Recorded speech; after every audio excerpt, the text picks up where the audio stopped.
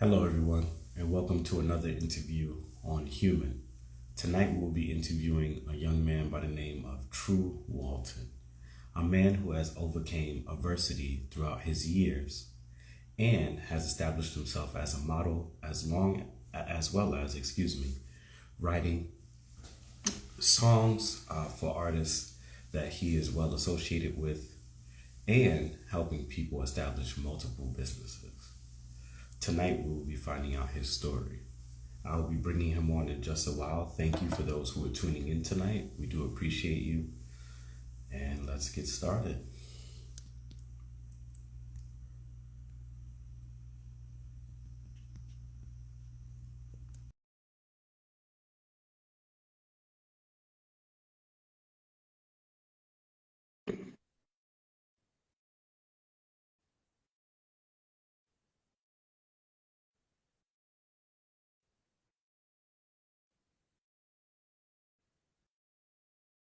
We'll be bringing him on in just a second.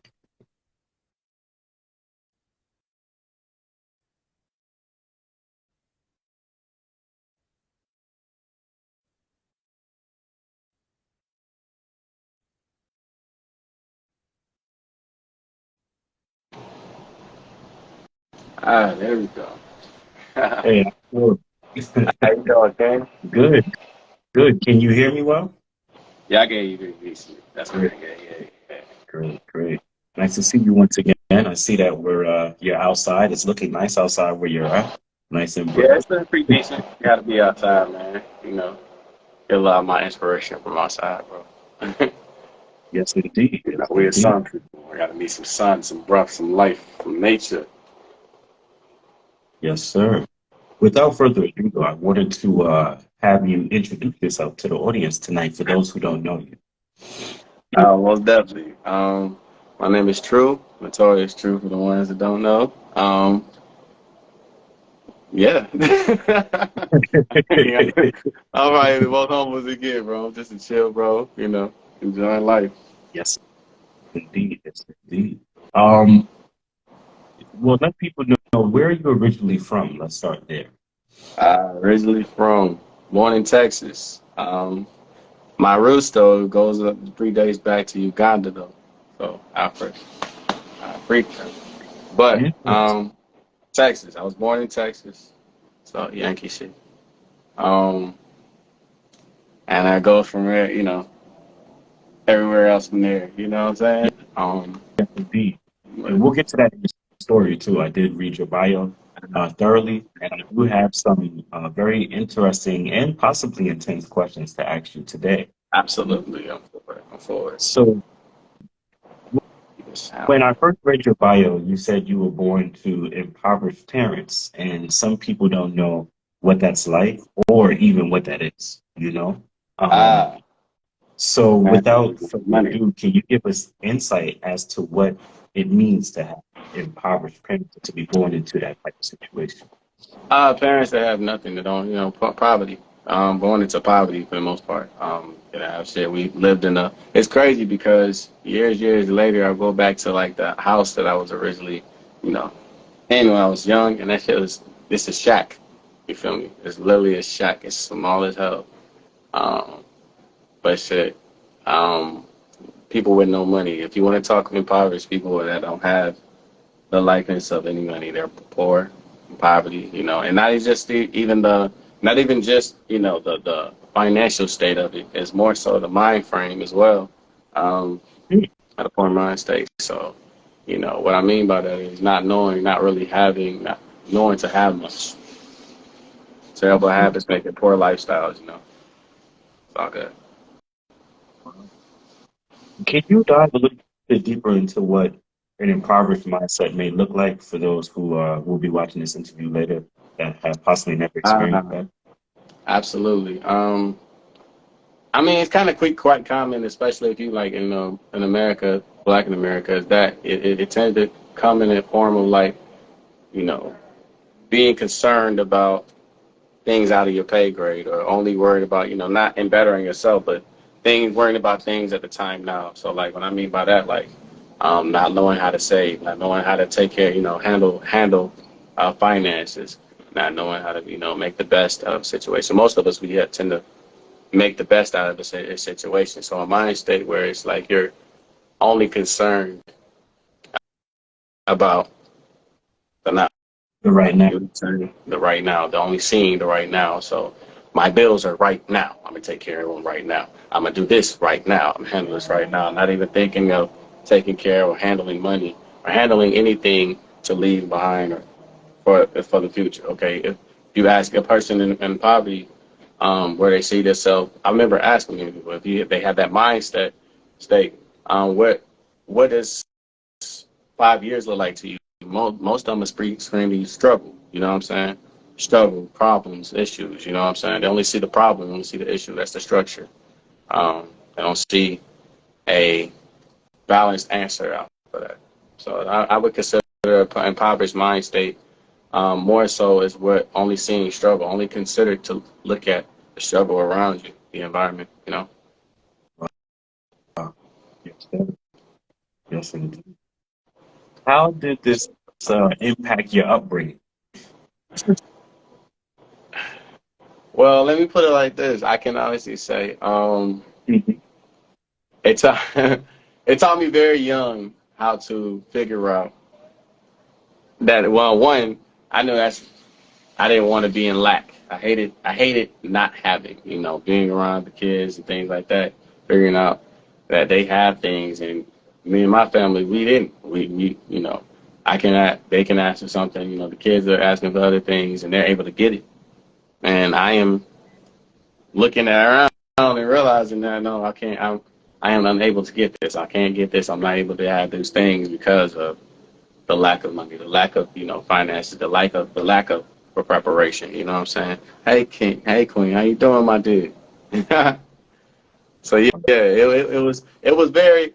They put it like this. It was a needed. I feel like it was a necessity. Let me put it like that. It was an understandable necessity. That struggle brought out a certain part of me to create the thing that I wanted. You know what I'm saying? If I knowing that no one's coming to save you, no one's coming to help you figure this shit out. Your parents, the ones that you look up to, as much as they're doing the best they can. They're not, may not have it all, but they can share that love. They can share that their wealth to you is the love that they're giving. You know what I'm saying?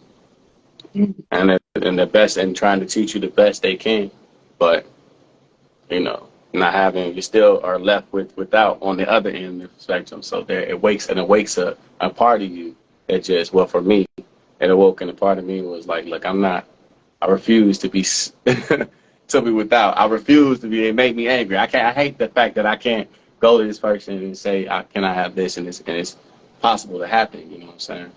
Wow. So yeah, my upbringing, although well, it just taught me how to, learn how to maneuver, problem solve early. And I do want to get to that in a bit. I have another question for you that I looked at when I was reading your bio that stuck out to me because I feel like I was a black sheep of my family growing up. I was Absolutely. always called a big kind of guy. I always had like a different approach, right?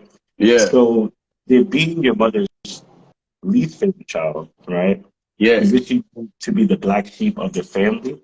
If so, how? How? Well, it wasn't. Well, that was just the start of it in a sense. Without Mhm. getting diving too deep into that part of the business, it was more so what made me my mother's least favorite at that time was more so because of her attack, her hurt, the hurt that she had dealt with from my father, and the hurt that from my father, kind of caused certain events in a sense to where whenever she seen me, it was uncanny. I reminded her of my father. I reminded her of the bad decision that she felt like she made at the time. You know what I'm saying? Granted, she was grateful for me as a child, her son, but it still was a stain to her. So and that's not really talked about in many households where why there's those black sheeps where the transgressions of maybe your a parent before you or someone before you may still steady remind them of that pain or that hurt. So in order to deal with that, they're naturally giving you this this energy. They're giving you the reciprocation of it because they're not able to give it to that person, that they are, felt for. So it was some healing that needed to be taking place. And before that, I was a scapegoat. The attitudes, the anger, the distrust, the lack of, trusting within her son, the anger. So it just kind of put me at a more so when you're put like that in a household where you're the least favorite and everybody else is the favorite, you kind of start to form your own self-reliance in a sense. Where it's like, you know what, this is, of course, oh, why is this person the favorite? First, it starts off as like envy, you know what I'm saying? Why is this person the favorite? Why I can't be like that? I can't be like that. So after a while, you start to understand, okay, well, I'm not gonna be this, but that doesn't make me less important as the other. That doesn't make me less or the bad seed of the crew. Most black sheeps tend to start off as what many would consider the bad seed in the household, is what I believe. Wow. Amazing. Hold on. Well, I didn't want to make it seem like I was cutting you off with the. I was literally Yeah, no, no, digesting no. what you I'm said. with I'm you. I'm listening with you. to I'm with you. It's the I'm shit. I'm listening here. to you. Yeah, I love what you just said there, man. It explains a lot for a lot of people who may be going through similar situations or have gone through similar situations that are now grown, and they're still Yeah, kind of dealing with those, not necessarily trauma, but the pain of feeling ousted, you know? yeah. Um, Moving forward, how did growing up in poverty help you gain an understanding of how to make capital to support yourself and your family? It's crazy because real early. One thing I can say my mother taught us, in a sense, was for the most part, um, like when it came to family, though, what I'm saying, it was us against the world. So being young, I always consider myself like me and my brothers and stuff like that. I was we was like the Ed and Eddie of like the black Ed and Eddie. We used to always joke about it, always coming up with a scheme and this and that. And it just started off as simple as like, okay, we didn't stay too far from like this hospital. And this hospital had like this gift shop. And back then, money was money was like, it was a different tender, you know what I'm saying? To Yes, get certain candy, to get certain things, all we wanted was I remember saying all we wanted was candy from the gift shop. So how would we solve this problem? I want this. I know we go ask mom, we go ask this, it's not happening. You know what I'm saying? So how can I solve this? So it would kind of start off as masterminding ways to get money out of like the neighbor's kids. You know what I'm saying? Starting with bets here and this and that, keeping it, and it's us and this and that. So when we take it home, we bring it home. We're like, okay, boom, all right. We done made 20 off of these bets here. We made, 30 or something like this off of these bets. And my mom is asking us, where are y'all getting this money? Where's this coming from? So, it's us against the world. She a crew of alliance within our brothers and sisters. So more so, we were sitting there telling the same story. Okay, listen, we're going this and this and that. I'm giving them the game plan. You know what I'm saying? The mastermind, very young. You know what I'm saying? Listen, we're gonna do this. I'm gonna do this. And Mama asked, "What's the story? Da-da-da. Don't you crack? Don't. What if Mama asks what? You better not shake. You better not crack. You know what I'm saying? Especially if you got the favorite child, they always tend to crack. They always crack under mom. You know what I'm saying? Oh, well, mom did it. No, no, no. You better not crack, or you gonna lose your portion. So listen, we gonna work this out. So it was started off as masterminding to in our mind feed. That's what we wanted. It was a simple solution. We wanted this. In order to we don't have this. I'm tired of asking it. We're tired of asking and not having. So we're gonna figure out our own plan. And it started from there. Okay, mastermind. Then we're gonna put the plan into action. And I learned then that a plan always, for me at the time, a young boy, a plan is Mhm. always going to be the answer to any problem. You know what I'm saying? I figured that then. Wow. I gotta think about it now, bro. How was Oh your no, relationship? no, wait a minute. Hold on. What happened, My brother? Is volume, everything okay? I can barely hear you. Hold on. Yeah, no problem. Give me 1 second. I have to restart my Mm, device here. So that's perfect. this might not be you because I definitely got I think when whenever I get a call on this joint, it'll mess up the speakers or whatever. Yeah, I don't know. yeah, it'll cut it out. Mm-hmm. Yes, indeed. Give me one second. I'm gonna jump off and on. Give me a second. All right. All right, no problem. All right. I'm getting right back. Sure. No problem.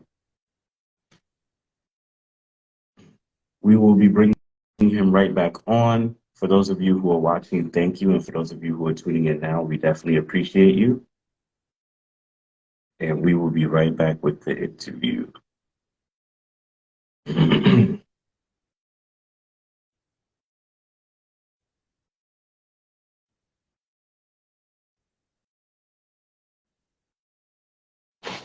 There we go. I got some sound. Say something. Hello. There we go. We're going. Yeah. Quick problem solver. We back. You know what Yes, I'm indeed. Indeed. All right. So I wanted to continue the interview by asking you. saying? Now this might be a bit tough, Yeah. but I wanted to bring this up. So at the age of 9, your Yeah. life shifted greatly Absolutely. due to the death of a friend that you Yeah. witnessed. How Yeah. did this impact your upbringing, and how does it change the direction of your life at that time? To be bluntly honest, man, it kind of opened my eyes to how the way the world kind of can go really, really quickly.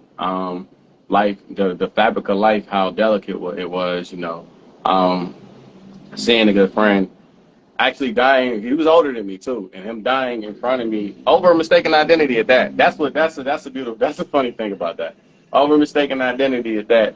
But watching him getting shot in the head, and then watching his life leave him, in front of me, kind of gave me a real understanding that this shit is very delicate, and just like that, you know, all off of different wrong decisions or any decision, it can go just like that.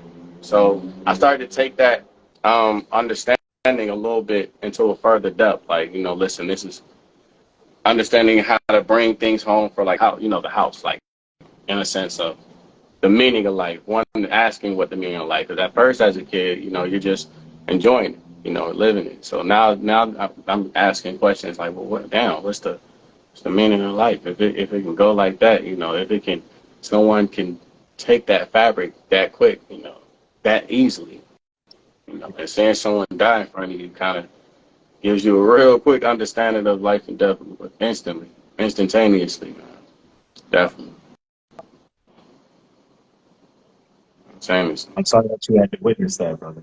For real. Man. Now that I think about it, um, like I said, you know, everything happens for a reason. I used to hate that statement. I ain't gonna lie. I used to hate that statement because, you know, I felt like that was always given to us or someone in the grieving to, you know, kind of smooth over your grieving. Oh, you know, everything happens for a reason. It's going to be all right. It's going to be fine.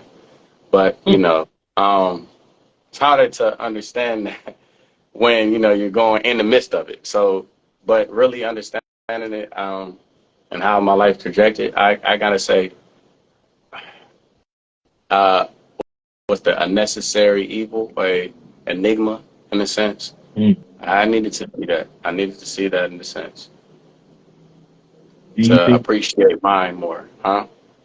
I was going to ask, do you think that it exposed you to maybe like a certain form of reality that brought you to who you are nowadays as as an Absolutely, individual? absolutely, absolutely. You know, it was like at the same time, I having a rough childhood, I had a good childhood. You know, I have beautiful memories as a child, like that was as a child, like damn, that was a child. But in that moment, it was like a crash course to like, you know what I'm saying, reality. Like, hold on, yeah, I ain't a child no more. This ain't kid shit. This is, you know, outside of the kid realm and the fantasy of life and things like that, or what we think it to be. Here's what this is going on. This is what we're dealing with in real life, you know, in reality. So it kind of brought me to the fabric of, damn, this is also my environment as well. This is at the same time I'm making the light of this and this and that. And I feel like most, kids of the African descent or black folks, you know what I'm saying, we kind of run into that reality really, really early, especially if you're coming from the hood. You're coming from the rough sides, the slums, or the rough sides of life. You see that fabric really quickly. It grows you instantaneously. Like, damn, all right, it's no more. It's not. It's not for the kids. It's not. It's the part that they. That's the part that they block out in Disney movies. You know what I'm saying? That's the part that they don't show. This is not what they tell. This is what they not talking about. They tell you. They tell you that Bambi's mom didn't make it, but they ain't never show you. You know what I'm saying? You see Mufasa get hurt. You know what I'm saying? Lose to his brother, and we get hurt in the Disney world. But it's a different realm when it's like, oh, this is real. Oh shit. Ain't no Mufasa in this, my nigga. do you think? Do you think that do you think that that event or events like that taking place in children force them to grow up maybe too fast, and then they're kind of denied maybe, or their journey through childhood is put off track. They don't really get to have that childhood like the rest of the children have, because like a lot of children are shielded from those things, even on TV, right? Like you said, Yeah, growing up, we're shielded from those things in certain households. yeah, it does. It does. It gives you. It puts you in like puts you in an adult decision making. You know, what I'm saying, choices in your life. Like it puts you in a fast crash course. So yeah, I definitely do. It does it. It puts that to a hope where you're thinking that the world is this type of thing. You look at it as a beautiful thing. It gives you a real crash course of how, on the other side of the spectrum, of how beautifully ugly it can get really quick. You know what I'm saying? It can get really ugly on that side, really, really detrimental. So yeah, it does. I do agree that it does change, makes you grow up very quickly. You know what I'm saying? Absolutely. I wanted to switch the course of the conversation to something more positive and ask you, who had a positive impact on your upbringing while you were growing up? Man. I would still say, that was a lot. Friends, Mhm. my mother still, you know what I'm saying? Although I was her least favorite, it still wasn't like she didn't love me and she didn't want to teach me to be the best. You know what I'm saying? She still tried her best to teach me well. She still had a positive impact. Her husband at the time, which was my stepfather, we tried, um, I can't say fully positive, but still positive there. Him being there showed me, in a sense, how man could be. Um, my father, further down the line, they definitely had that impact. But more so, the biggest positive impact was more so like, my aunts and my family. It was more family still that was positive impact. It was still us having those things. Certain teachers, I would say, certain teachers that seen the spark in me and things like that, because I was definitely questioning real shit at a young age in class when everybody's, even then in the black sheep, in my early black sheep, black wolf, lone wolf days, I was questioning, where everybody's agreeing. Oh yeah, this makes sense. This is it. Um, Having certain aunts and uncles giving me real understanding, teachers is okay. He's bright. He's understanding. He's asking outside of the norm and wanting to talk to the teacher. Have these teachers, certain teachers. One definite teacher, Miss Eichmann. I got sick. I remember getting sick. I'll never forget this. I remember getting sick, and Mhm. usually they don't, you don't get no concern outside of the school course out. But this particular teacher went out her way to make sure, they sent me a gift basket. Made the students sign letters of like, saying that they missed me, was concerned how I was doing, coming to visit me. She brought it personally. So definitely a huge positive impact, of what love and concern can do to the mind of someone. That's real life. Shout out Miss Eichmann. I ain't forget you, baby. I was like my second grade teacher. what what can love and concern do to a younger mind as it's growing up, in your opinion? it can help nurture, bro. It can also, well, outside of being grown up too fast, the negative effects of thinking that the world is just this ugly part. You get to see the other portion of why this world is beautiful. Love, the understanding of love can conquer all is a true statement. You know what I'm saying? And when it's given to you, it's you feel seen, you feel heard, you feel you know what I'm saying respected. You feel there's a light that shines on you that gives you the type of light in the same sense that you may hope from any and where usually people are chasing to find in other things. It comes to you and shows you that hey, that at the end of a rainy day, there's still some sunshine. There's a rainbow. You know what I'm saying? There's still some things that's out here that is fucking beautiful, man. And love in every sense of the form is beautiful. So to show love and concern to a child that felt like they were not getting it as much back then, does a lot. It still keeps that. It's almost like that for them to go all the way to the dark. It keeps them right there in the light. Hold on, wait, still over here, still some good gang over here. Don't trip. This whole world ain't evil. This whole world ain't bad. You feel? I'm talking about. Yes, indeed. Wow, amazing.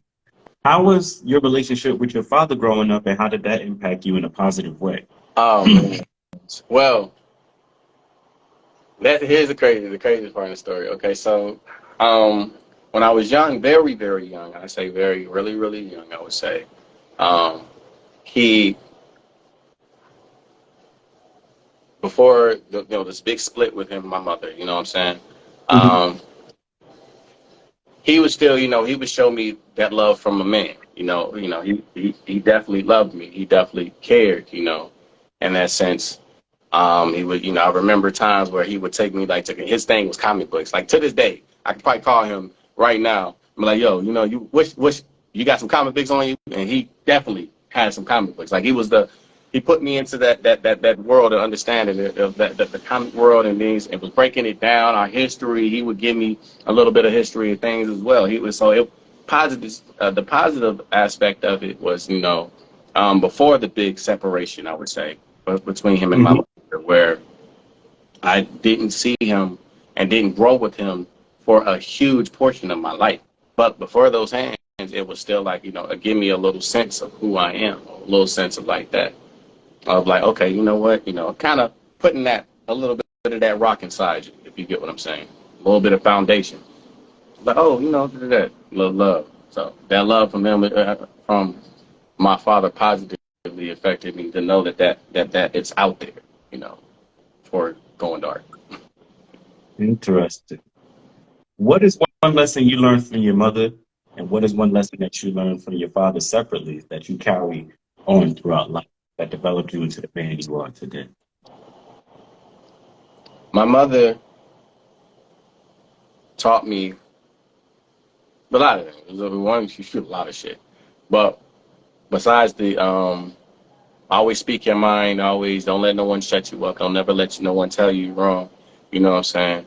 Um, One of the main things I would say that she taught me entirely was when your mind with determination in your mind, because I seen her do it. You know what I'm saying? I seen her physically do it. There's nothing you can't accomplish.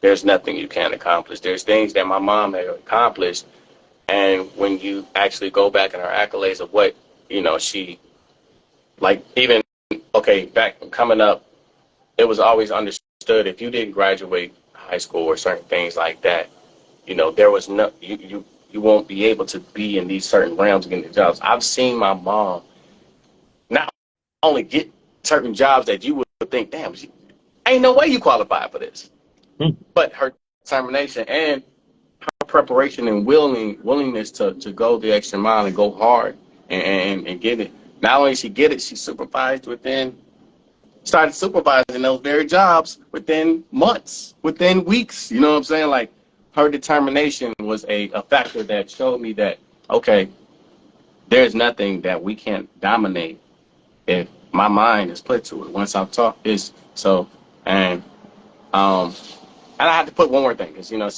she also taught me the importance of, you know, the strength of family. Meaning, like I said, though, I used to say, like I was saying earlier, us against the world type of attitude. Where I carry on to this day, where the strength and the meaning of family is a very strong dichotomy.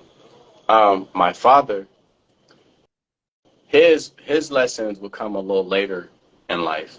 Um, but one thing I learned heavily from him is the power of forgiveness.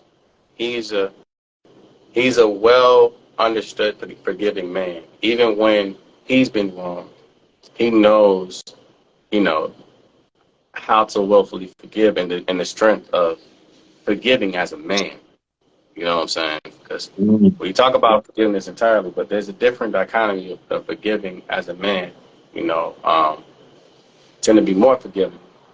But he showed me through, and the things where it's like when I look back, it's like, bro, you should have, you had the right to be as mad and be, hold a grudge. And he taught me early, like, taught me, like, no, that doesn't do nothing for me. Neither one of us, but holds us down from who we supposed to be. So it's never something to care for. And I respected that so much. That's what made me respect him as a man after learning. Because I had, like I said, I had a space and time away from him. You know what I'm saying? The gray area where I grew so much without him. It was damn near Mhm. mind blowing to my mother and my father that I still, the one that spent the least time with him, I still came out damn near like just like, you know what I'm saying? It's like it blew his mind when he first seen me in years. Like, God damn, you just shit. What are you doing now? God damn, you just like, what? Damn, God damn. So, you know, destiny in its fullness, no matter where you go from or where you run to, you can't run from who you are. They show me that's a fact. So being mama, forgiveness, and being who you are from my father. I would give him. I know you gave me one, but I gotta give you at least two. You know what I'm saying? No problem. But That's perfect. my mother taught me that kind of be a family, and the strength of your mind. And my father taught me forgiveness, and um, what was it said?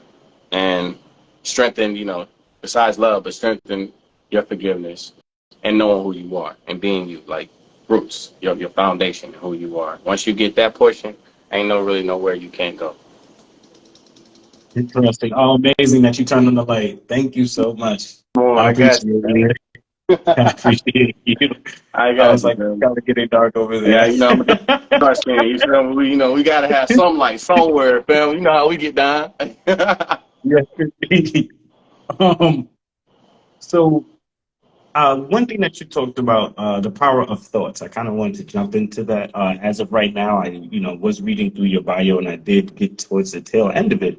And you talked about being mindful of your thoughts. So, how did you learn to be mindful of your thoughts while navigating tough environments growing up? See, I was always been like a thinking, overthinker at a young age, right? Always thinking of the worst and this and that and all those crazy scenarios, right? Um, I will honestly say being mindful of how I would thought about things kept me out of certain situations or kept me safe in the most dramatic situations, I would say. You know what I'm saying?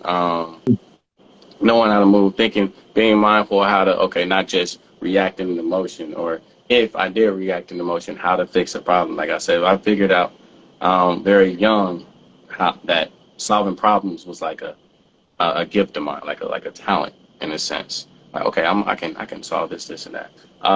But I wouldn't be mindful of what a lot of the thoughts that would happen. And my grandmother, um, that's just all I love you, was more of the one that kind of put in being mindful. She taught me spirituality too, because there was things that was going on in my life at a young age that I didn't have the answer for. I didn't know anything for. You know what I'm saying? The part I might have skipped over in a sense of like, well, um, like at 6 years old, I ran into my first real spirituality situation. You know what I'm saying? Of dealing with something, and one, I didn't know how to think about it, know about it, and anything to handle it. You know, I didn't know anything about it, but having a conversation with my grandma, my granny, um, kind of helped me be a little bit more mindful of those things, of understanding what it was. Um, and that's where kind of like it, me thinking before reacting, me using my mind, because you're always taught that your mind is the what's that statement? A great mind is a terrible thing to waste, and they always tell you these things. Using your mind, is always the way of it. My grandmother would always would challenge me, and the same action that you could give action, could you think your way out of the situation? There's always an answer. Can you think of an answer? Can you think of a way? And in that sense, it taught me to be a little bit more mindful of what I was thinking about or what came out. You know what I'm saying? To think your way out of an adversity situation, so to speak. Yes, indeed. Let me give me 1 second. I'm trying to get Absolutely. to. Absolutely.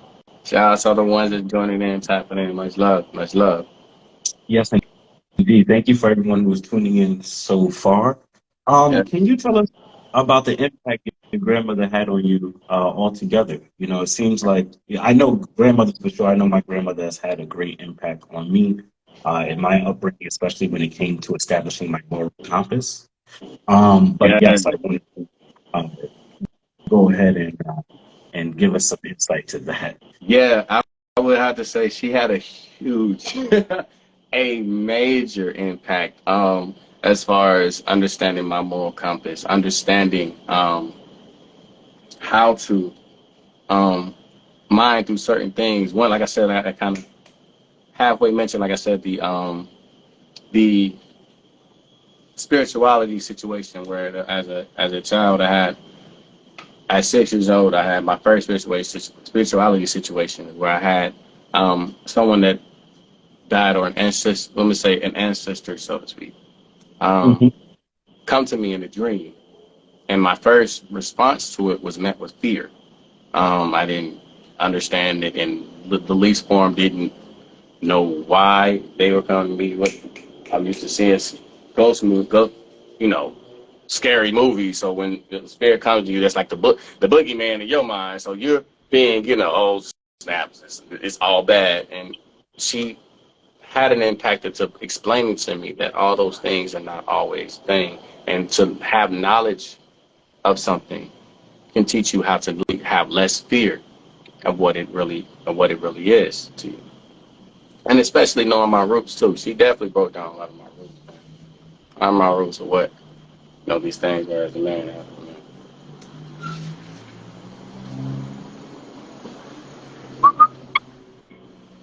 The dog.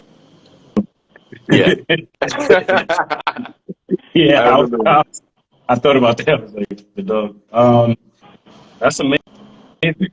Um, when it comes to spirituality, what were things that she taught you about spirituality?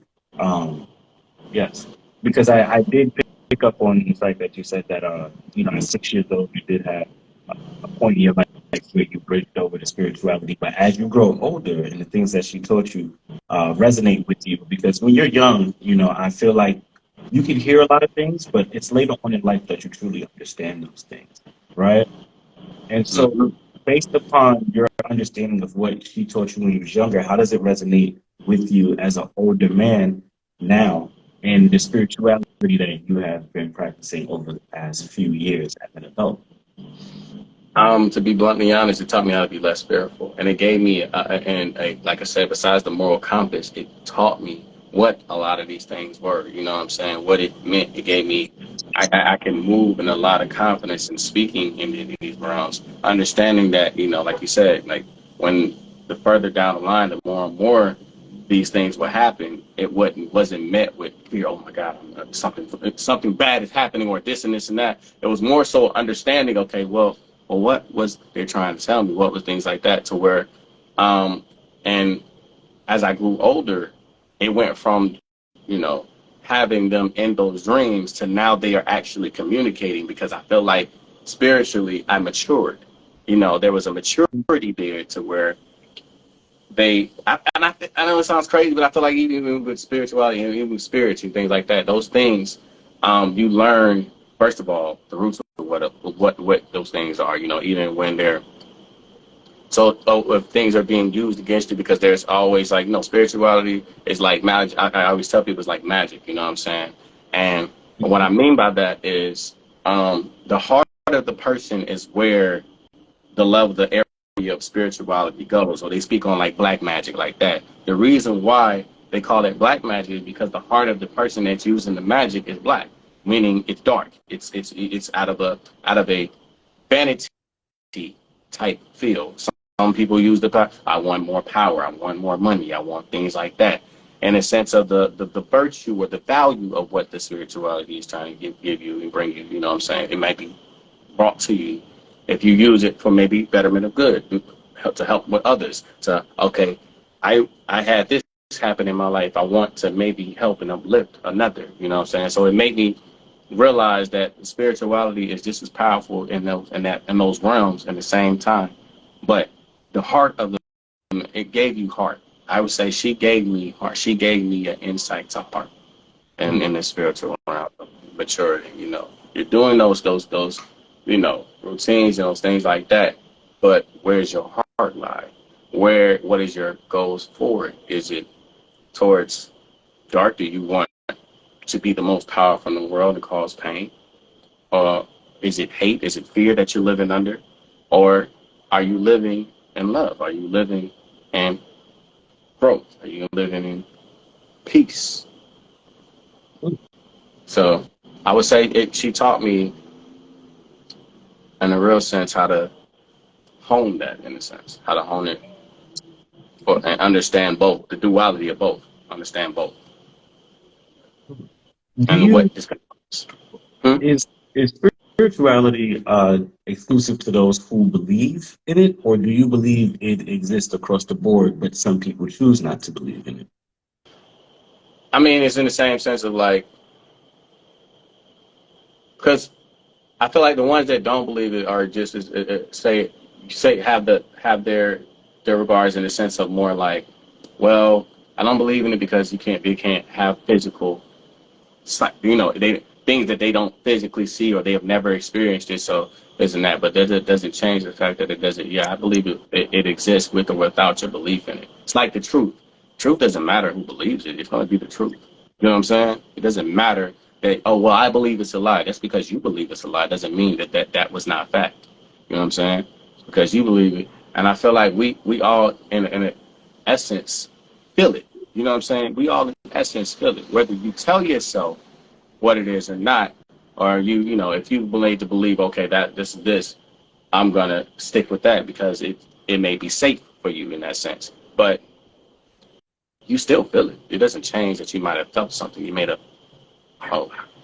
something that happened that you not fully can explain, but you try to, you know. So I believe it's something that is across the board real, whether you believe it or not.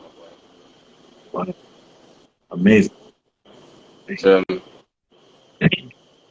In your opinion, what does it take to preserve the mind while it's enduring tough situations? say that again. In your opinion, what does it take? Excuse me. Yeah. In your opinion, what does it take to preserve the mind while it's enduring tough situations? Preserve the mind. Yes. Because It take I actually believe doing, that. Excuse me. huh? I just want to add a tail end by saying I believe that in certain regards we are all kind of skating on ice, right? It takes a couple of wrong decisions and a couple of emotions not to kind of connect the Well, right way, and then things go sideways. Some people never come back from that. So that's why I asked you why what do you believe it takes to preserve the mind during those tough situations that people encounter? one, I want to say in fullness of fact, especially tough situations, is honesty with yourself. Um, Reflection. Talk. There's nothing wrong with speaking. Like, speak to yourself. Get an understanding of how you feel about the situation.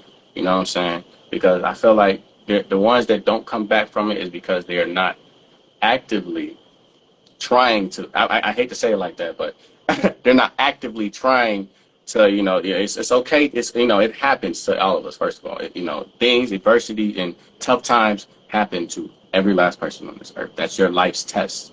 That's your message in the sand. Um, and I say it varies because everyone has their way, their own thing. For me to get back into get back to who you are, because you can easily lose yourself in these times. Damn, I'm this and that, whatever goes, you might be consumed.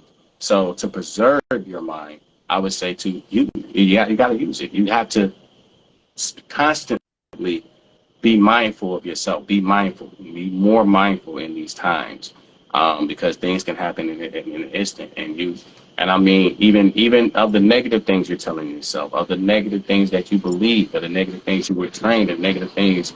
Be mindful of those things. You know what I'm saying? Who's speaking more in your mind? Is it your as everybody's seen the little picture of the devil and the angel thing. That's just an analogy for yourself. You're speaking to yourself. There's things that's coming from you from a negative kind of tone, negative tone, and there's things that's going to come from you from a tone that's like, well, what if maybe this is, I mean, hey, sometimes some people may be a little quiet and may be whispering, but hey, over here, actually, it's not all bad. Actually, it's this. Hey, it's actually like this. No, it's all over. It's all over. You know what I'm saying? And willpower, bro. Willpower. How what I mean by willpower is, willpower. You know what I'm saying? Like having that inside you, knowing that this isn't the end all tell all, end all be all. It's not the end for how you moving. Create a determination, create another factor. Everybody's different. Some people, you got to free your mind. You might have to liberate your mind. You might have to liberate that moment. Okay, I'm going through this right now, but what'll make me feel better? Self-love. What'll make you feel better in that moment? What makes you feel good? What makes you get tonight? You feel me? So, and grace, grace, Having grace, grace with yourself. grace. For the love of God, grace. For the love of God, grace. Some people we don't, and I can protest to it because I've said some of the craziest shit to myself, and it took a year or two before to learn grace Mm. within myself. Grace, like you know what, it's okay, fuck up.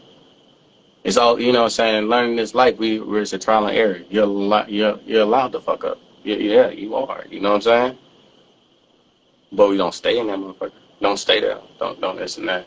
Um, for me, what saved me a lot was music. I ain't gonna flex. Music was what bring me back. All right, boom. And this time I'm I going do, through it. I do have some questions about that too. Later on in the interview, for sure, I do want to get into your craft. Um, Absolutely. but I think I want to end this segment by asking, how do you take a negative situation? How do you bring your mind out of a negative space?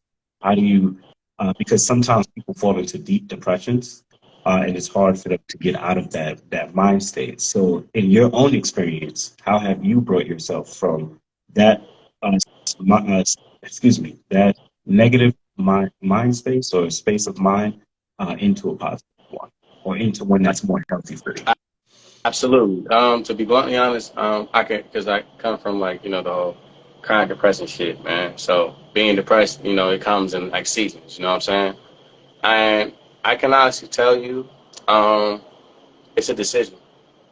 And I know that sounds cliche and simple as hell, but it's a decision. I give a simple like story to kind of give that understanding. At one point when the world was down, shut down. I was touring and modeling. You know what I'm saying? And I'm doing good at the time, doing well. Depression was not going nowhere. It was literally like, and in the most random times, I would be depressed, like down. I'm talking about down, hurt, like what the, where you like to where you like, yeah, you got this going on. You shouldn't even be down. What you mean? And Hmm. I remember being in Houston at the time. I remember being at Ace Time, and I had made a decision with myself. I'm like, all right, you know what? Because at first, when I used to go through these spells, I would try to run from it. You know what I'm saying? Avoid the feeling. Oh no, I'm not trying to only suppress. Let's go. I don't hear you. I don't do it. I'm gonna go there. I'm gonna go through that. Blah, blah, blah. And I made a decision, and Houston was like, you know what? All right, you got 24 hours. I'm dealing with your ass today. I'm dealing with my depression today. I'm dealing with this shit today.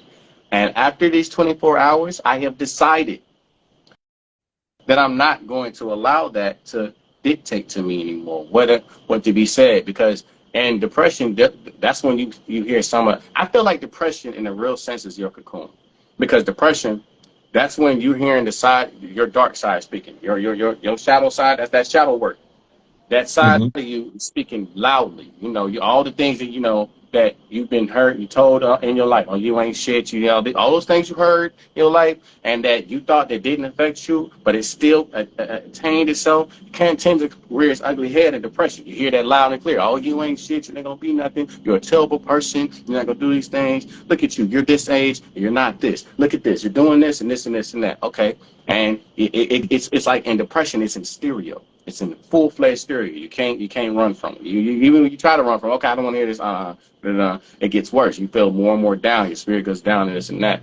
And really what that is a self-reflecting time. Those are the things in yourself that you also have attachment to feel to. That's a part of your shadow side. That's a part of yourself. And in order to beat that side, my boy, you got to learn to love, again, love every part of yourself. You have to be willing to love, and even the parts of yourself that you don't even think is pretty, because that's what makes you uniquely you, my boy. Like at the end of the day, at the end of that depression, I understood. I was like, yeah, these things happen. Yeah, I wasn't happy with myself in these decisions. Yes, this and that.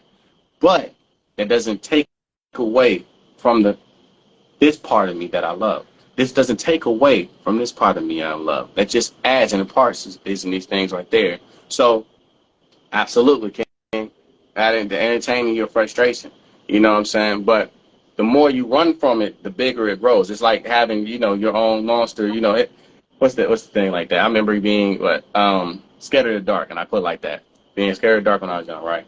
And you realize your imagination of what it's in the dark is more scarier than what's really in the dark. So you know what I'm saying? So I say that to say in depression, that's like another form of being, running from depression is like being afraid of the dark. You're being afraid of that side of you and you're making it bigger and that, bigger than this. These problems that are so immaculately huge to you in that moment, you realize it may not be as big once you put the light on it. Okay, you know what? Here goes the light. All right. Why do you feel like this? Why do you feel like you ain't shit because of what? Why? Then okay, now I'm allowing you to speak. You get the here go the shadow side. Here you go. What's up? Here go the mic. What's up? Why? Why do I feel like this? What makes me feel that this and that? Does this world stop spinning because of that? Is the world detrimental because of what's going on? Why? And we start getting to your own answers, because everyone has their own answers. You can't, speak for the next person. I can speak in general, but everyone has their own. And I say that in order to defeat that type of the depression or to go apart it, the first step is stop running from it. I would say, be honest with you. First step, if you're running from it, it is not going to do nothing but make it a bigger issue more and more down your line, and even in that section. So make a decision. You have to decide. You know what I'm saying? Decide, okay, you know what? I'm going to handle it. No longer going to run from my shadow. No longer going to be afraid of what is in the dark. And you come to find out it ain't as big as you think it is. And learn to love that part. Love it. Love you. Self-love. Really do it. It sounds crazy. Cliched in a bit. But self-love is really here for that. Self-love and that, cause shit, yeah, you may not be perfect. You understand that? No one in this earth is perfect, bro. 100%. 100%. I wanted to dive into your craft. Amazing explanation, by the way. I just didn't want to, move on without giving you the fair compliment, for sure. I wanted to say, what inspired you to get into modeling? That's a story in itself. Yeah, Love to hear it. But let's do it. Let's do it. I got you. Let's do it. I'm here for it. So what actually inspired me to get into modeling was more random than anything. It was more of a series of events. I remember being at a time that I used to make fun of modeling. I used to, especially when I was in the streets and stuff like that. I'm like, oh, this ain't what kind of my corn? What's going on, family? So, but a series of events, I would say, the creator created a series of events that led me to have to sit my ass down. And by sitting down, I mean I was locked up. I was in for a little second, right? I put in, and it gave me again another moment of seclusion of where I couldn't run from myself. I couldn't run from my decision to run from these things. And I was at a low then. I was at an extreme low. And what caused me to get there was me inadvertently putting others before myself. I thought the importance of impressing some other people or doing other things for other people to impress, would inadvertently get this unequivocal love back that I should have been pouring into myself.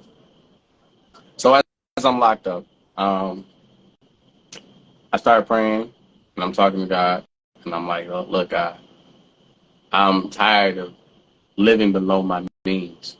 I'm tired of wasting. I feel like I'm wasting time. You know what I'm saying? Tired of that. I'm ready to execute. I'm ready to go my full amount extent. I'm ready to let loose and be. So whatever opportunity comes, I vow that I'm not going to shy away. I'm going to execute. I'm going to walk into it. I'm going to step into it. Lo and behold, I prayed. I look at my time for being locked down. It started to dwindle down. Before I knew it, I remember them sending me. It's like a calendar on the inside, and closing to the time of what I had left. So it was like I'll be out in these amount of weeks, right? And this amount of week, and I started noticing that I was getting out sooner than I expected. So I'm like, oh, that nigga, listen, somehow, wait. I even seeing movies of like, God, if you get me out of this one, I promise I'll never eat beef again or something. You know what I'm saying? What if he get you out of it? And he's like, oh, wait. So it really happened like that. Time dwindled down, even through the little struggles in there on the inside. I'll tell you, but I got out. I get out, and I'm walking in the neighborhood. I'm literally walking and minding my business in the neighborhood. This woman, chases me down. First day, she chases me down. She said, "Hey, how you doing?" And she mistaked me for somebody else. She's like, "How your mom doing?" I'm like, "Oh yeah, you must got me confused because my mother is in a whole different state." You know what I'm saying? I ain't been with my mother since I was 12 and 13 years old. You know what I'm saying? Nah. So you got me confused. She said, "Oh, I apologize." Boom. Second day, same situation, same exact way. I'm walking, minding my business. She chasing me down again, and she goes, "Hey, how you doing?" I'm like, "I'm good." How your mom doing? I said, "Wait, I don't know if you mixed up. You know what I'm saying? You get mixed up again. You know what I'm saying? I don't know. We went through this trial, Watusi. I'm not who you think I am. I'm not what you're thinking. That's not me. But I appreciate that." She was like, "Wait, have you ever modeled before?" And it's crazy because let me tell you, like messages in the sand is real, bro. It hit my spirit and my conviction hit me as she asked me this question. It hit me randomly. I was just like, you asked for opportunity, you asked for something.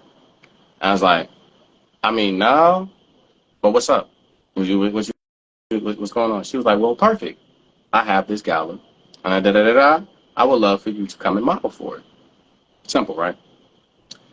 I go do the modeling thing, and they loved it. I think they had some judges judging the walk and all that, and they're like, "Dang, they were amazing. How long have you been walking? You've been doing well. You must have been walking for you've been doing this for years, haven't you?" And I'm like, today, Today is the very first day I've ever decided to model. They was like, you should really go for it.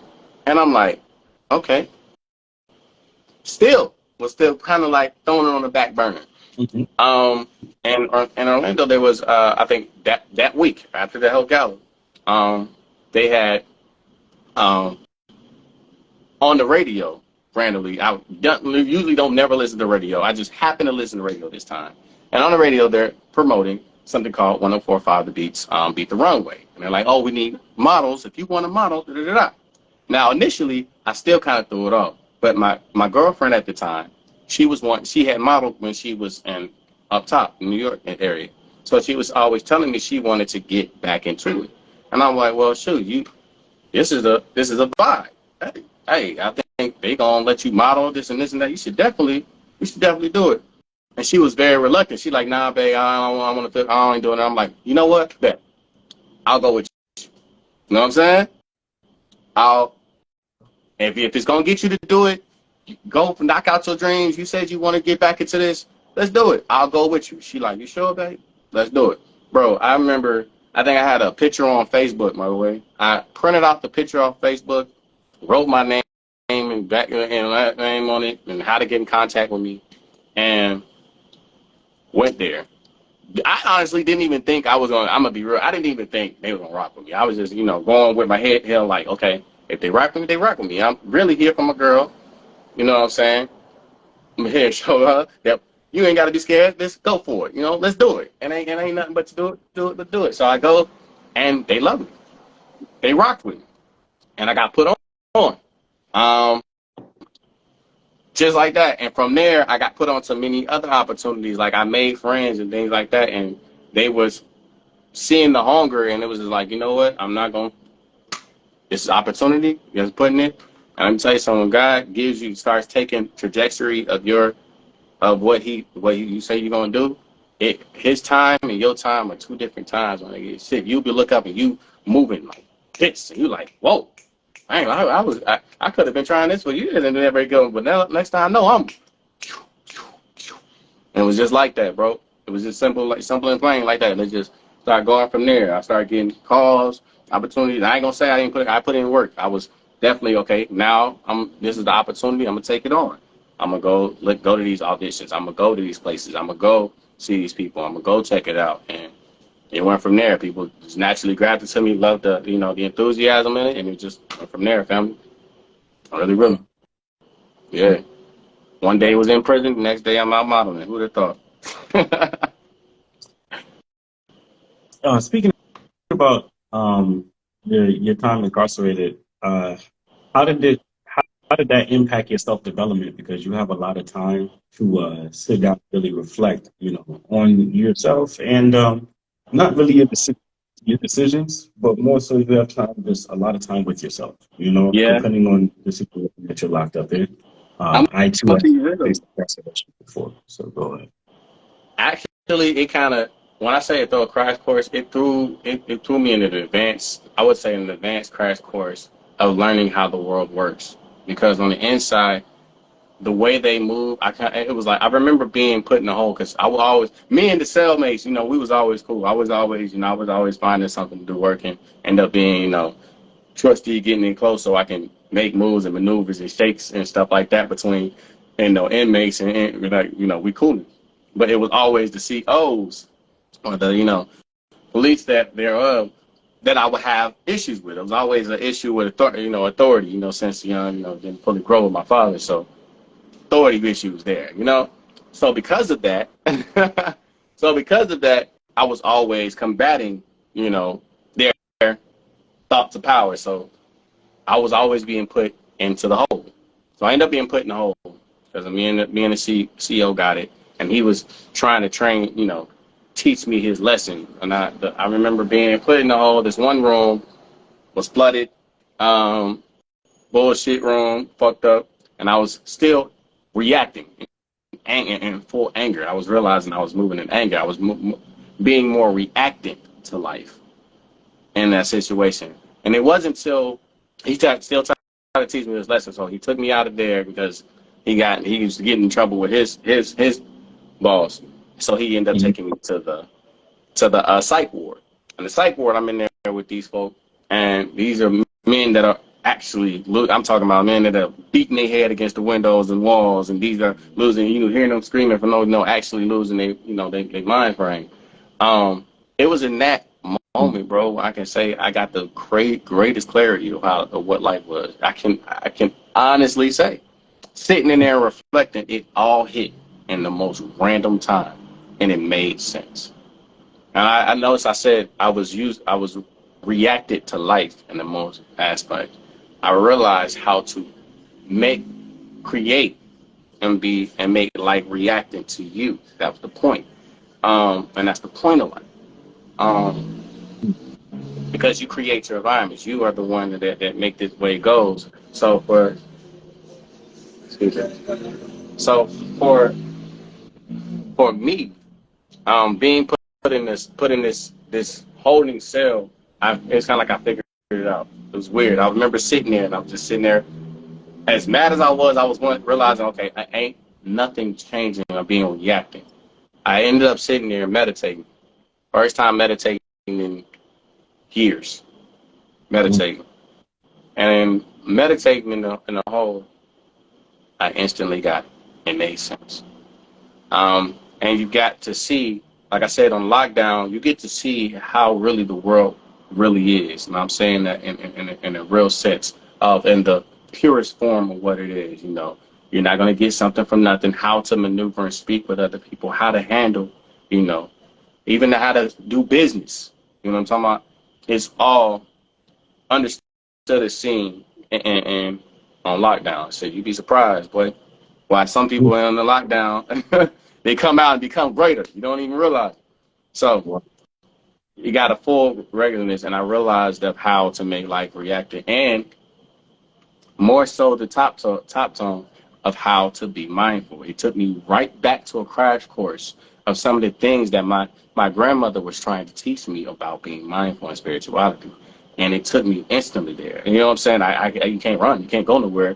You're on everybody else's time. You know what I'm saying? And so you had to learn how to utilize your time in the best form fashion. You know what I'm saying? While you're there. And learn how to make your time, and what the meaning of freedom is. You know what I'm saying? I learned that I was the most, it sounds weird and crazy. I was the most weirdly free when I was locked down, because my mental was the most free.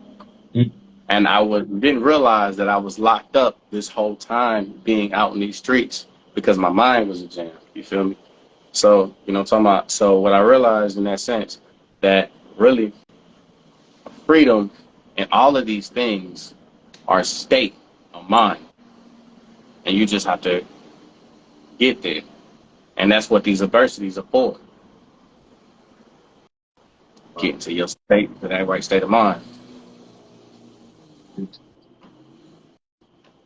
I like that. Thank you. Thank you. I know that's somewhat of a touchy subject for some people to touch on, especially being incarcerated, and what that meant for them and how that impacted them. So I want to thank you for being vulnerable in that moment and sharing that aspect of your life with us too. Yes. Yes. Returning back to your craft, can you please describe the feeling you get when walking down the runway? Oh man. That's when I feel the most free, man. It's like create. I feel equals your state of life. You get it, my boy. Absolutely. But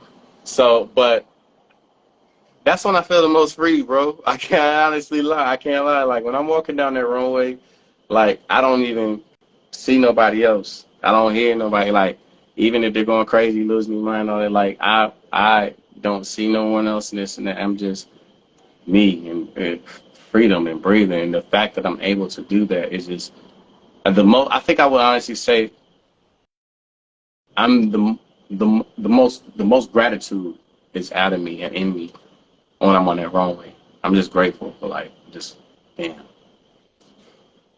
I even have moments where I'm like, damn, I remember I was locked up. I ain't tell myself I ain't supposed to be here. I wasn't supposed to make it. You know, I could have been gone, dead and gone. You know, I have many Wow. situations where I could have been dead and gone. And I'm grateful and I feel free and most liberating in that. Mm. Modeling has different aspects to it, and I know that you also have been photographed a lot. Based on your Instagram. Me personally, knowing you from our time in Orlando, Absolutely. I wanted to ask you: can you describe how it feels to be in front of the camera? If it's any different than being on the runway?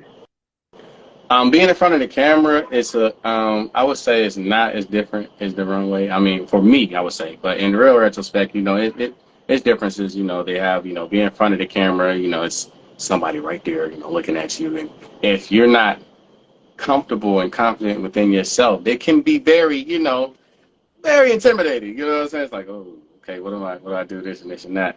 But, when you get into being, in touch with you, and you're in this part, this your inner self, your you, and being okay with being you, um, then the camera is just another canvas for you to express yourself. You know what I'm saying? I just look at it as art.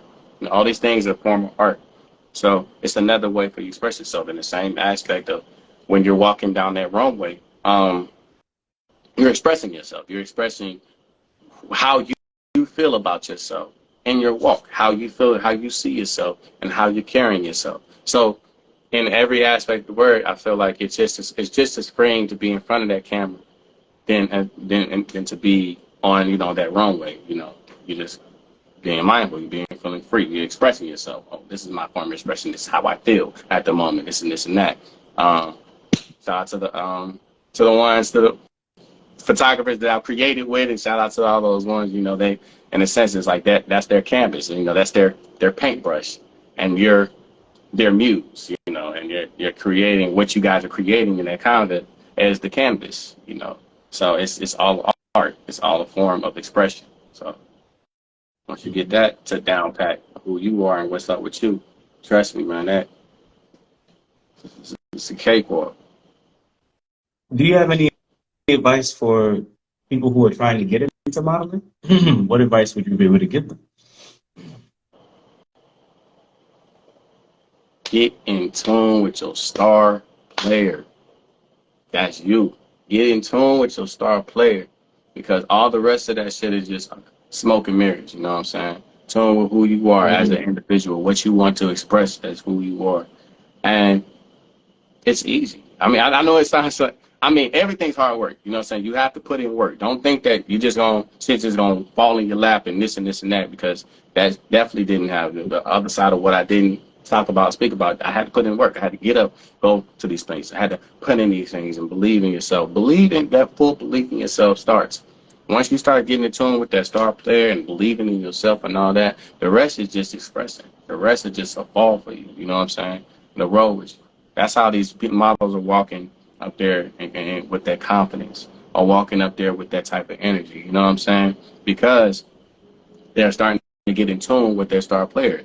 They know no matter what everybody else is saying or what everybody else is seeing on that runway, they have a vision of themselves, and this is how they feel, and they're in tune with that, and they're expressing that how they feel on the inside entirely. Like, I could be frustrated and going through it. When I walk that runway, bro, no, I feel good. This is almost like a walk in the park, huh? I'm talking about. Into That's great advice. It also leads back to having confidence in yourself. Um, and yeah, being in tune with your star play. I think the way you said it. Really? Okay, Yeah. but for those who don't know, what are smoking mirrors? For people who don't know. Smoke and mirrors. Absolutely. Smoke and mirrors is, I feel like, the facade. The whole everything out there. That I would call it the smoke and mirrors. What you see on the outside of the exterior and stuff. All these, the hype.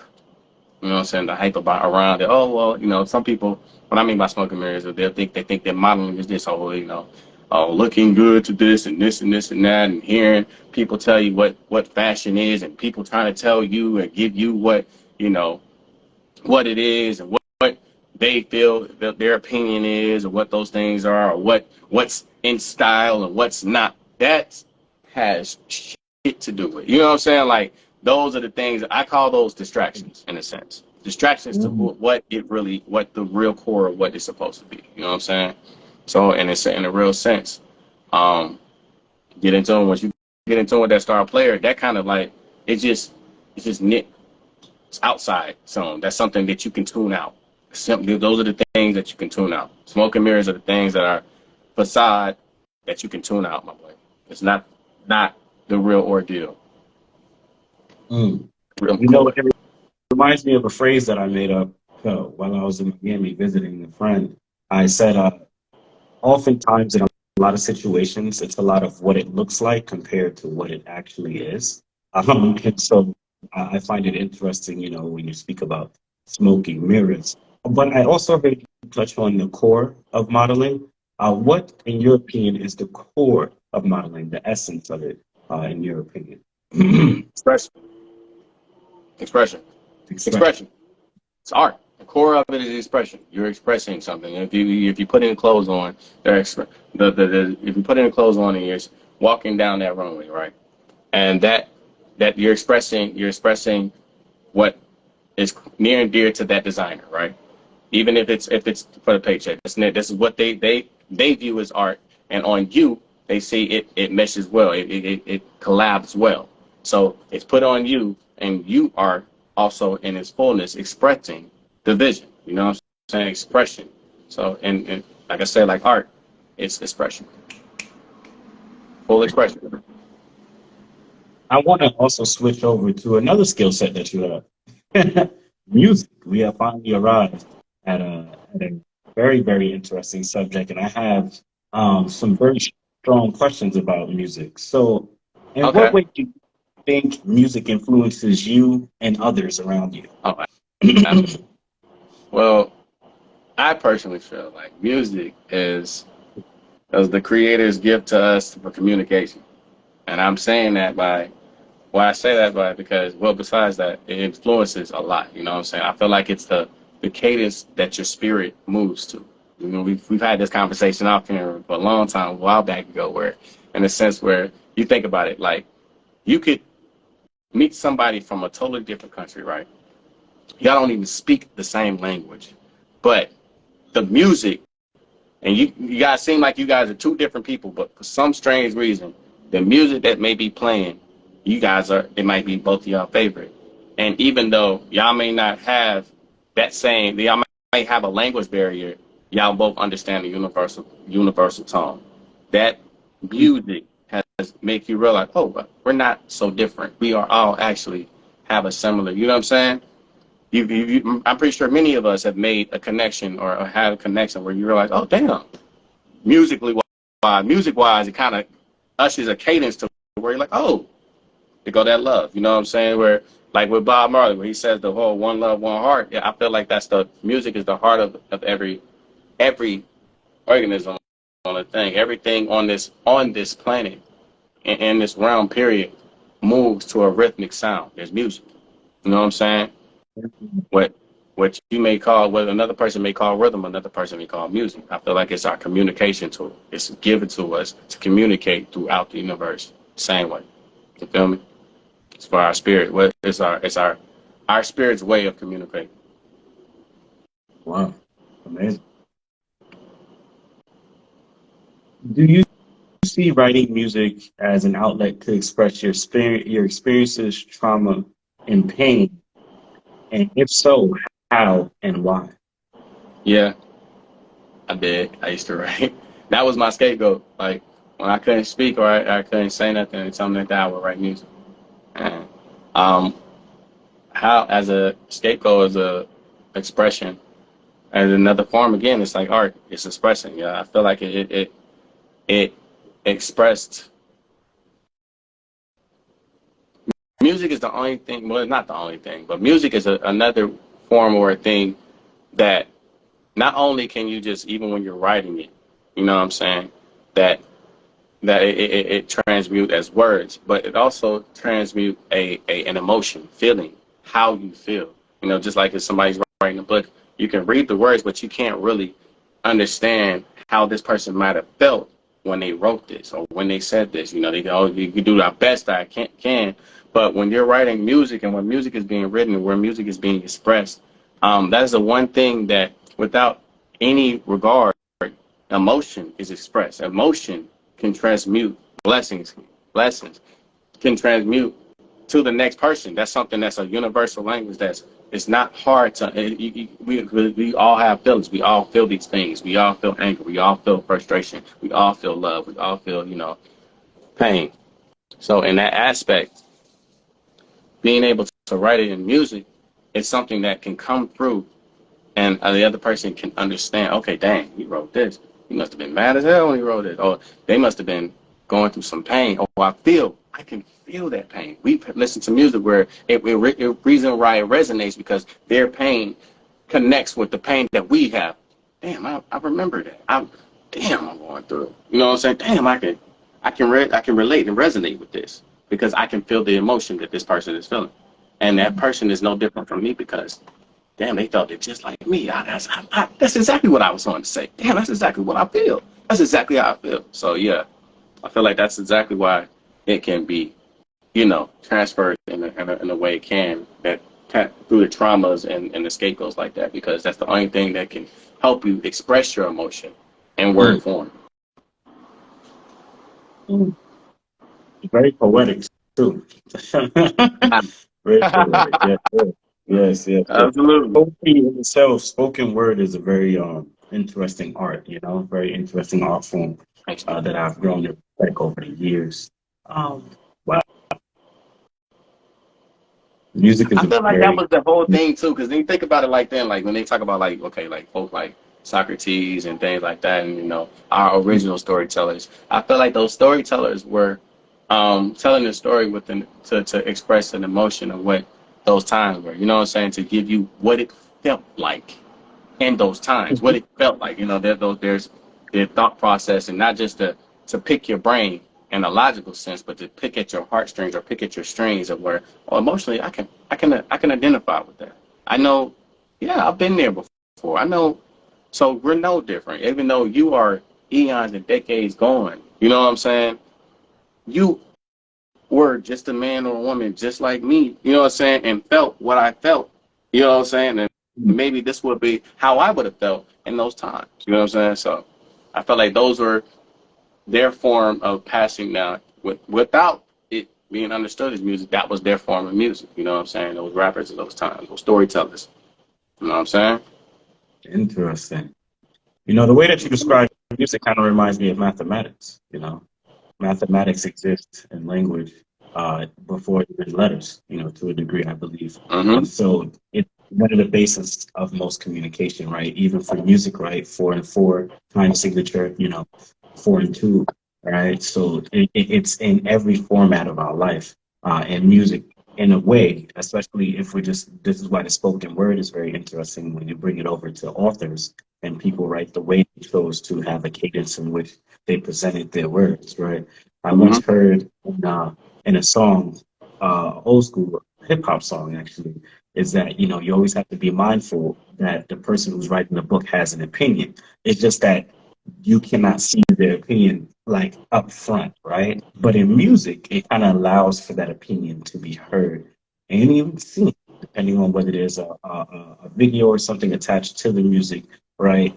Of what the person feels. Oftentimes music was even used for protest and for movements, right? Like Absolutely. I think every movement that was strong had like a theme song to it, right? A perfect example of that is The Revolution Will Not Be Televised by Gil Scott Heron. So there's a lot of things that music has portrayed or excuse me, helped and advanced over the years. Absolutely. I wanted to shift actually, I think I'll actually end this segment right here with one more question about music. Mm-hmm. What do you think is the difference between the music from what we would consider to be the old school to the music that we hear now over the airwaves? What is one defined difference that you can name? Motive. Motive. A lot of the motive in the old school music was more so, even though the money was cool and things like that. You of course want to get paid off your art. Most of the artists was doing it for the pure art. It was expression. It was legitimately raw expression. The old school, you're getting, what I'm saying? Think about the old school songs where I love you. You know what I'm saying? He damn near crying on the song. Oh, oh, oh, oh. You can feel, and only when you going through that, you like, dang, I feel you, Lynn. Maybe you never been in love like I've been in love. It was full expression. It was here to bring, you know, for the love of the art, the love of it. I feel like the passion of the music, the passion, the love of it was more prevalent then. And intention is actually, motive and intention.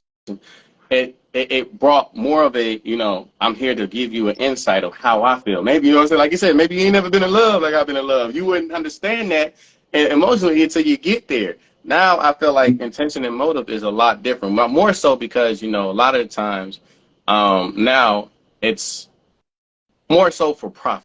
You're just, a lot of the mainstream, we'll call it like that, because I feel like that's been the conversation that since back then too. I'm pretty sure there was some artists that were doing some things underground and like, yo, read the real music, and y'all, as soon as you get paid for it, yeah, that's fake. That's that fake joint. You know what I'm saying? That's not real. You know what I'm saying? So now, right now, it's more so that's the bigger majority. At one point it was a small majority, but now it's starting to be a bigger majority where, the ones that are the loudest or the ones that are taking the most over your airways and what you're going to hear mostly are the ones with the intention of profit. So what's being said, the art of it, it's been lost. It's just, it sounds good. It's going to this and this and that. It's going to get you more revenue. Not what it made you feel. What did it hit in your soul? What is it bringing? You know what I'm saying? There's been times, okay, I'll call it like back then, back in the days, slavery times and things like that. The Negro spirituals and the spirituals were Morse code. You feel me? There was a real intention, you know what I'm saying? A real message, I would say. There you go. A message to be given. You feel me? There was something, okay, although this person may be hearing it and not understanding it, but I know when they say wade in the water, there's a message that they're talking directly to me, and we only gonna get it. You feel me? And I feel like the saturation of no longer having the message and the saturation about the profit, like you said, soul profit has saturated the overall feeling of the overall message that is trying to impute. You know what I'm saying? Mm. It's just I'm just gonna get paid this and this and this and that. You're not even speaking from the soul anymore. You're not even speaking from your pain. You're not even speaking from what you're going through. You're just speaking on something that might sound good and hopefully get on the radio because this is what's hot now and what trends and what makes a whole dollar. You know what I'm saying? I'm gonna give you this because it's trash instead of and I know that this trash is gonna get such and such streams instead of the artist back then saying, you know what? Nah, I refuse. No, this is what the art is. This is where the heart is. This is what the love is about. This is what the message I'm going to say. Whether y'all tell me to shut up or not, I'm going to open my mouth and say this against what you know what I'm saying? Mm. Is it? Yeah. No, I'll just say a small story. I was just watching. I was at a place and I was watching this footage of basketball players from back in the day. And when they were approaching the stand to get drafted or whatever was going on, I'm not really big in basketball. I'm not a big sports fan, but what I did notice is the energy I felt from watching them go up and get drafted and talk about their experiences. It felt like it was coming from a place like I have something to fight for that's greater than basketball even itself, you know? So I found that to be interesting that nowadays you just have, like you said, just people that are willing to just make money as fast as they can, Mm-hmm. and then get themselves either out of the game or probably move on and do something else, And like my man in the audience just said, it's about authentic feelings, right? Where is the authenticity in what we're Mm-hmm. hearing and the feelings that are being brought to us? It feels like a machine, right? Like a cog in a machine where it's just what can be pumped out the fastest and give it to the audience to make them move. Yeah. Moving forward, though, I did want to touch on another subject. How do you define generational wealth? There's many ways to it. Okay, something tangible to carry on a legacy. Um, and what I mean by that is, some look at it.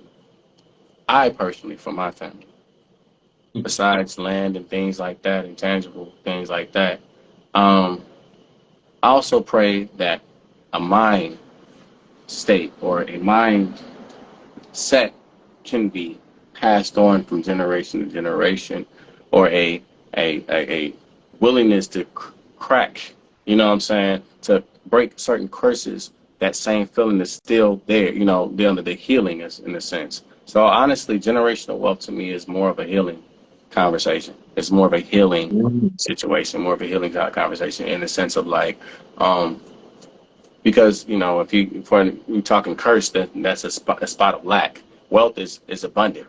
You know what I'm saying? Wealth is the meaning of wealth is having something. I mean, of course, if you go Google gonna give you the watered down version, which is have an abundance of money, and Yeah. that's not always wealth. Now, granted, riches and wealth and money, yes, that is very important. You know, and we living in these day and times where, you know, having something tangible to pass down. You know, that's what your great grandfather fought for. That's what the whole 40 acres and the mule was for. You know, they trying to get land and pass it down to this and that, or have houses to where when I'm gone, this legacy is going to continue. But there's things like wealth, like me and my on my podcast, on the podcast Once and Bonnets, me and my bro was talking about this. We were talking about Tesla, and we were speaking about wealth. And he was like, well, you know, you think about it, Tesla, although a bright mind, he died broke. And I was like, so that's it. And what do you define as broke? Because his idea of generational wealth could have been, now we're eons and, you know, centuries and decades past his living, but we're speaking of him. And not in just in speaking of him, but we're speaking of him in a great sense. He was a great mind, and anyone that's descended of him is to be understood. If we found out that Tesla had a great nephew, 9 times out of 10, we're automatically like, he's got to be a bright one. Did he? Will he continue that bright legacy? Those shoes to be filled. Will he be able to give us, or give us this type of thing? So in essence, his generational wealth was a mindset, a great freed mind, and willing to bend and go, you know what I'm saying, to the first amount of extent of finding out the answers to the questions in his mind. That's what a made bright man was. He was a genius. You know what I'm saying? And I also want to be able to pass, you know, pass a great mindset to understand that, you know, you don't get caught up in the smoke and mirrors. You make your own. You know, the Marleys, exactly. You know what I'm saying? The Marleys is definitely no, you know, I feel like Marley left, Bob definitely left. His generational wealth was the spirit. The spirit of Marley is what, when we hear another Marley, we see another Marley, we automatically look for Bob Marley's spirit in that child. Like, yo, and we hear them sing or hear them do a music or do what they do, you're like, boy, that boy there, spirit of Bob Marley in that one. Yeah, that's definitely my Marley. That's definitely one of their children. Shout out, by the way, for bringing that up, bringing up the Marleys. Yes, much love. You know what I'm saying? But for my idea of generational wealth, I want to be able to pass down those things and health as well. You know, to live on, to know. You know, don't get caught up in these smoke and mirrors again. You know what I'm saying? The outside world is what you created. Create. You know what I'm saying? Create your world. If I want to say, if I have a talent and I'm in a gift, and the where I feel the most free in this world is when I create. You know what I'm saying? I'm an ultimate creator. I'm a mega manifester. So creating is where I feel the freest. And I want to be able to pass down a generational wealth. But of course, you know, riches, you're going to be some land. That's on the quiet, businesses and things like that. But outside of the tangible things, outside of the materialistic, what is your soul like? Outside of the materialistic, what is your heart like? Outside of the materialistic, who are you? If you lost it all today, and you and this and that, how can we measure you? Are you a person of price? Are you a person of value? And what is the value to you? You know what I'm saying? So I'm praying and working for my understanding of generational wealth is not only to be able to, give them the fish, of course, leave them the fish, but leave a blueprint of how to be able to be the fisher, to be able to think, have your great mind, because your greatest asset is your mind. I, I tell my daughter that all the time. You feel me? Your greatest asset is your mind, and once you get confidence in yourself, there ain't shit this world can do for you and stop you. Believe that. So yeah. You know, I'm gonna ask this next question, but I also want to touch on you being a father. But what does it take, in your opinion, to build generational wealth? I love that the way you define your meaning of the generational wealth and what that means to you. But now I'd like to know, how would you go about building that, or what advice do you have for people who are looking to build generational wealth in the way that you described? Besides action, succession. Understanding that you're not going to be here all the time. So once you get the whole forever, and in order to do that in action, of course, building like money or doing what you have to do, um, understanding the concept of preparation, preparing yourself. And this, I do agree. I'm about to tap on that. I'm about to tap on that right there. He said it. He said it. He took the words out of my mouth as a community. But that's coming next. But in real succession, learning succession, meaning what are we leaving? What am I going to leave behind? Okay. And once you keep that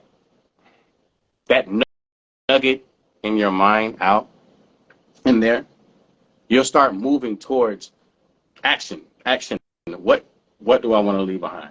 Everyone has their answer to that. You know what I'm saying? Most people, I want to leave wealth and money and dollars and this and that. So you'll start doing things like setting up life insurance, trust, so your people can carry it on. Doing things like that, creating things in your name or in their name or things like that, to where it can carry on from generation to generation. See, we're talking generational wealth, things of generation to generation. Now, for it to last longer than just within your family, to be bluntly honest, now I've got to touch on what my boy said right here. It's community. Bro, those stories, put it like this, real succession. Old tales and stories and folk tales and things like that, like we brought up Plato and things like that, their idea of generational wealth was these stories and these things being brought up. So they were giving in it to the community. This is something that you're giving to the world. So get other people involved. You can't just think you're going to have generational wealth and it's only you that's going to be able to get others involved. Community, create an uplifting spirit in someone else. Do it in your community. There's nothing wrong with connecting with your neighbor, my boy. There's nothing wrong with connecting with their neighbor and building a foundation within your structure. You know what I'm saying? Building a foundation within your community. So I actually definitely believe that your community is another huge form of creating generational wealth. You know what I'm saying? Paying it forward. You know what I'm talking about. Hey, my boy is definitely in today. Because listen, we're on the same type. We're on the same type of time, because that's it. You feel me? You have to pay it forward. You have to get, you know what I'm saying? Things like that. And then, of course, lastly, sacrifice. What are you willing to sacrifice for this greater vision, for this greater thing? Nothing comes without sacrifice. So what are you willing to sacrifice to create this greater vision, or create this wealth you so speak of? You feel me?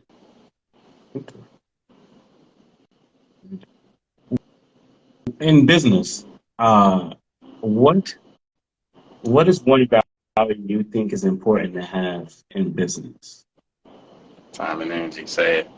One important value to have in business, Yes. I'm gonna say sense. Goddamn common sense. Listen, my God, sense. I want to say an open mind. I'm gonna have to say open mind. Hmm.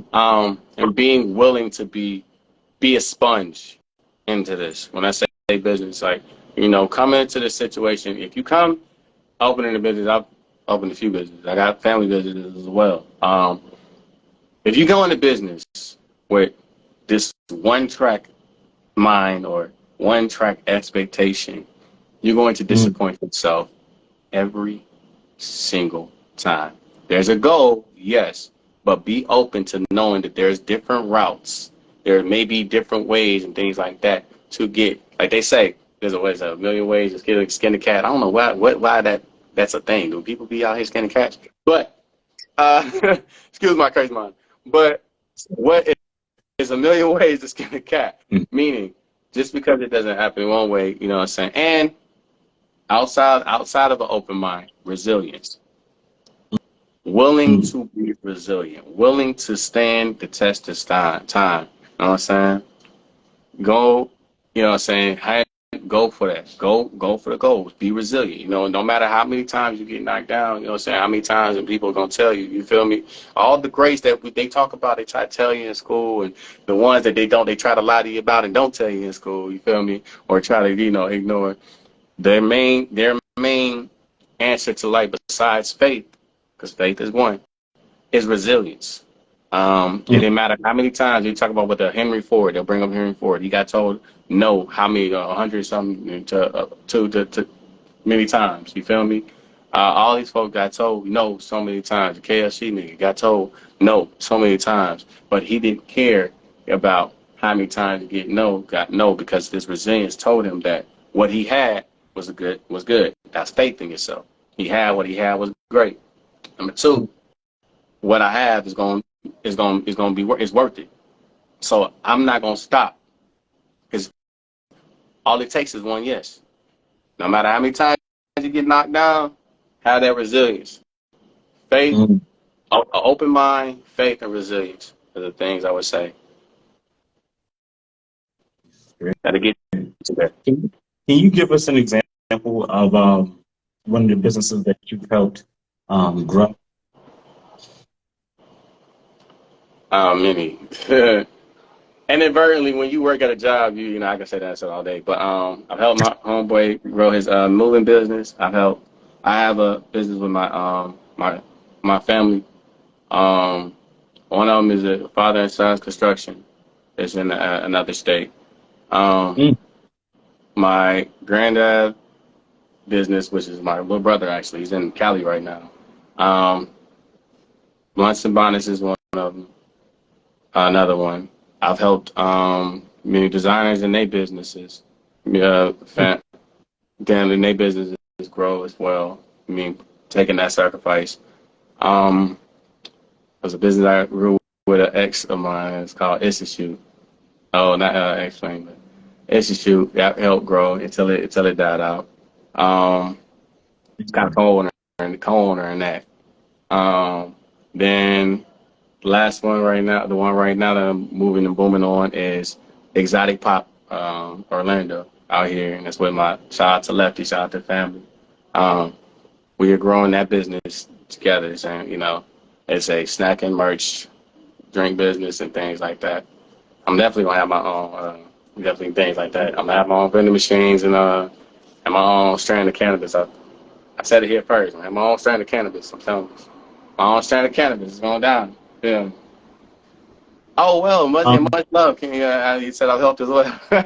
I can help. If any way I can help, listen. I'm really big on, if you got a vision, and many others. Saying they from photographers, from videographers, from filmmakers. Some direct. What's the word? BPs. Some creative directors have been sparked out of it, and I think I sparked and helped them on the quiet, even without credit. Listen, when you building and you create, there's gonna be some times you ain't gonna get no credit. I'm gonna tell y'all, you might not get no credit, but still believe in yourself, still pushing yourself, still being in tune with that star player. They might not give you credit, but they know that you're gonna get blessed in another way. You feel me? There's no worry if they be honest with themselves. They're what do you say? Like it's like giving money and tender. What they do with it, what they do with that blessing, it's on them. What the fact that you gave it, you're willing to give it is the key and factor. So whether you get credit or not, because there's gonna be times I tell you right now, I can tell you, but that's another version up in the where people will be thanking you in the quiet, thanking you in private. Oh my God, yeah, I don't know where I'll be without you. I thank you so much. Oh my God, thank you for coming, showing up, and bringing this and doing that. You're going above and beyond. You're the best. When it came time to thank you in public, your name ain't even mentioned. Damn, I'm not there. Damn, man, player. You feel me? So it happens to the best. Believe it. Believe it. But So I wanted to ask you a question that I asked someone in another interview. It was a absolutely. pretty heavy question. What has being a father taught you about being a man? Boy, listen. Man, I have a daughter. So, and having my daughter, I can honestly say, first and foremost, it taught me grace. It naturally taught me grace. I'm gonna say it's a lot of things as far as being a man, being a father taught me. It definitely it gives you a crash course to maturity. Like it's like, cause your child is your mirror. It's legit your mirror. You know what I'm saying? So besides I've always had accountability, so that's not been a thing. You know what I'm saying, to run from. But it also teaches me how to be a little bit more. It taught me how to be a little bit more better resilient. You know what I'm saying? Besides grace, how to explain things, patience, people. Shout out, King. Shout out, 2 daughters. Hey, and you'll know, patience, patience, and why patience is a virtue. Why patience is a virtue. See, I've been told that, most of my life, you know what I'm saying? Oh, patience is a virtue, patience is a virtue, patience is a virtue. That was the message in the sand for me. Patience is a virtue, patience is a virtue. And I'm like, yeah, that sounds good, but when I go get it, I feel a little bit better, you know what I'm saying? So, and you brushing and you're doing this and this and that. But you learn the the the the value of patience and why things have to take its time and course, and why things are important, and why once you get the hold of patience, you have the key to life. You know what I'm saying? And I learned that through my daughter. I realized I was my own superhero, and trying to teach her things, I realized, damn, I can do these things. And trying to show her this thing, because naturally, not everybody, but naturally, when you know what I'm saying, when you're a parent, and when you're, especially the father, you want to be your child superhero. That's the natural goal. You want to be your child superhero. If they come to you and say, I need this taken care of, or they come to you, Dad, somebody over there, like Kevin Hart said, over there said this and this and that. You got to go over there and take care of whoever the hell that is. You know what I'm saying? And they got to see, and then you're doing that. It brings the courage in you. It puts courage too. It brings courage in you, because things that you wouldn't normally have courage in, you want to be, because shit, I got to be this for my child. I got to show my child that these things can never come, because you don't ever want to push any limitations on your child. You don't want to put anything. You know what I'm saying? There's things out here, as on this thing, but if you push your child to the full mile extent, that their future, they could probably break through. You know what I'm saying? You want to spark the mind, like Pac said. I may not change the world, but maybe I can spark the mind. You hoping that mind that you're sparking to change the world is your child. Is naturally within your realm. So it teaches you how to fully go and grasp who you are, grasp what it is with you. To be honest, taught me a lot. Taught me really how to be a man, for real, for real. Like, okay, I'm a man now. This is not. Ain't no more games. There's no games. You know what I'm saying? Like, no more bull, no more crap. You feel me?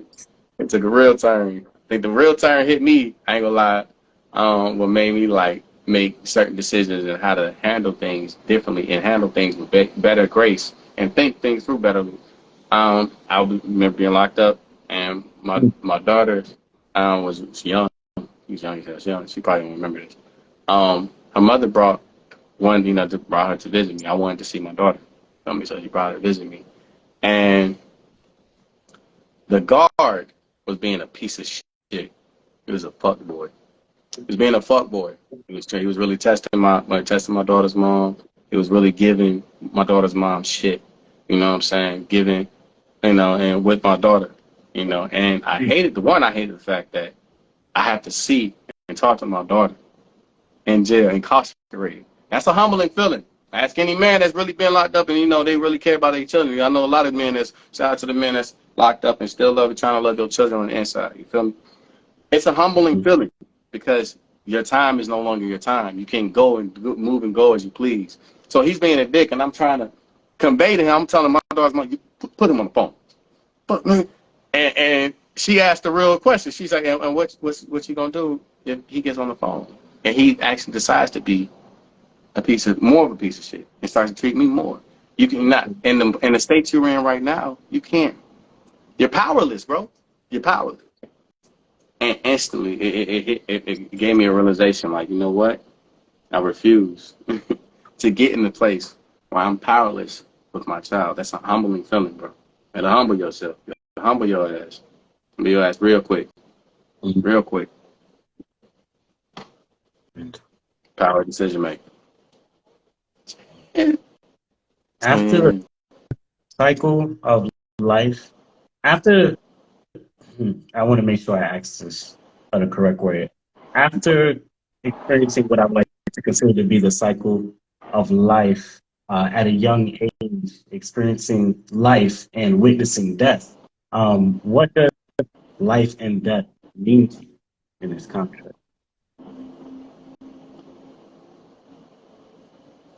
Death to me no longer feels like a means to an end. I'll say that. I can say that. I learned that early.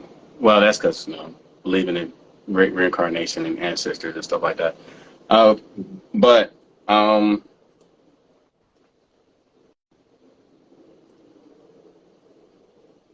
death isn't the end, and life is a test. Life is your answer test, and usually, life is giving you tests so you can become your superhero, figure you out. So learning the fabric of it and how delicate it is, how delicate, precious. It's precious. It's precious. Both of them are precious. I know it sounds crazy, but both life and death are precious, very, very precious. You know what I'm saying? And very delicate. Death would teach you. Reason why I say I don't believe it's an end, like towards the end of your death, they say that when you're close to dying, you get life answers. You get answers that you've always wanted to answer. You know what I'm saying? Things like that. And I find that very funny because there's people that go fighting all their life, and when it comes to death, or they tend to have a more reverence and revelation of life. Death taught me how to appreciate life, and there's dark times. You know what I'm saying? It's a reality check to underappreciating life. That's the enigma. That's the enigma. You know what I'm saying? Life is the sun and shiny thing, and death is the necessary evil that is needed. You feel me? To teach you the delicacy of what life is, because you appreciate life more when you notice you appreciate life more when death signs to knock on the door. You appreciate every moment of breath. The things that you took for granted, you know what I'm saying, tends to come a little bit more when you're on death's door. I was on that my down south. On death's door, it shows you, like, you know what, hey, and the things that you made important tend not to be more important. You tend to understand value in death and not price. Like I said, like my uncle always told me, he's telling me back in the day, there's two types of people. I was saying this on the podcast. There's a person of price, and there's a person of value. And most people get being caught up in being a person of price that they don't value shit. And when you decide, love you, mama, love you. When you get to become a person of value, everything has merit, has worth. Things become priceless. You understand the things that are priceless when you start living in value. Things like the memories and time that you have. Time, money is just a price. It's not even worth shit. Mm. Those the things, the time you should, besides time, the memories that you gain, the things that you were afraid of, and you just, oh, I should have did that. You know, you don't want to regret nothing. They always tell you the worst thing to be is on your deathbed and looking at a whole bunch of lists of regret. So they tell you to live it. You feel me? Live your fullest life. Be you to the full amount extent. Who gives a shit what anybody else thinks in this world, bro? Because nobody gives a fuck. No one's gonna come save you. No one's gonna do none of that. Be you. Why not be if you're gonna be damned if you do, damned if you don't. Why the fuck not be you? Why the fuck not be damned if you do? Enjoy it. So I would say at a young age, life and death, not witnessing death at a young age taught me value and how to be a man of value.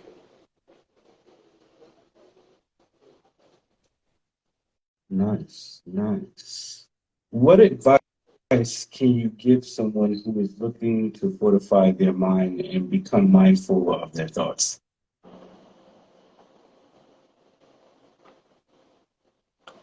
It's a good question.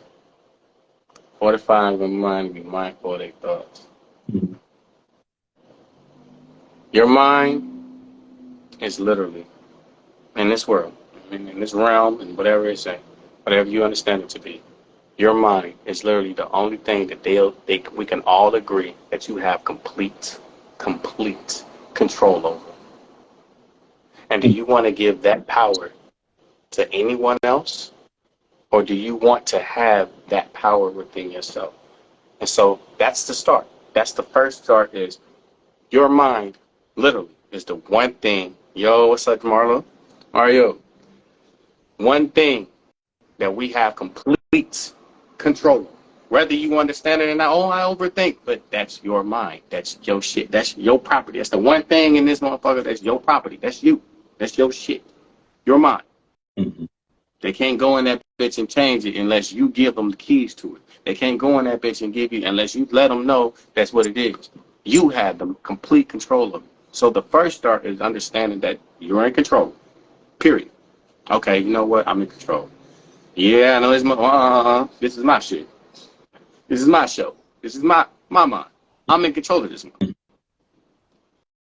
Next, start being mindful of what you're thinking about, what's going through your mind. Because we have a million things go through our mind daily. You you give it trajectory what you give light to. And once you get to hang of that first part, then you realize what you think about and what's on your mind is what attracts to you. That's what manifestation is. It's what comes to. We are the ultimate magnets. We're these things. That's where gravity comes from. You feel me? Our gravity is our mind, our mental. What if the globe? What if the Earth was? What if it was a representation of a brain? Mm. That's the outside part.